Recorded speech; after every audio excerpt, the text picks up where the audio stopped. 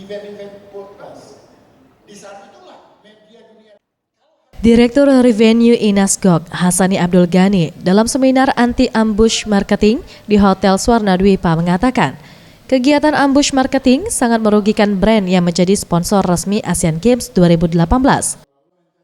Di mana ambush sendiri merupakan istilah kepada perusahaan atau merek yang mencoba mengaitkan diri dengan sebuah event, tanpa perusahaan atau merek itu melakukan pembayaran dan mendapatkan hak sponsorship dari event atau personal tersebut.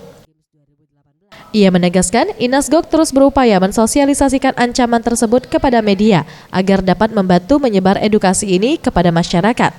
Inasgok sendiri telah menetapkan sebanyak 37 sponsor resmi Asian Games 2018 dan kemungkinan tidak akan bertambah lagi. Tahu mereka kan ini kriterianya banyak. Iya. Banyak. Nanti kan masuk wilayah mana dia? Oh, wilayah begini, ini aturannya seperti ini. Jadi selama dia minta izin tuh pasti ada ininya, ada aturannya.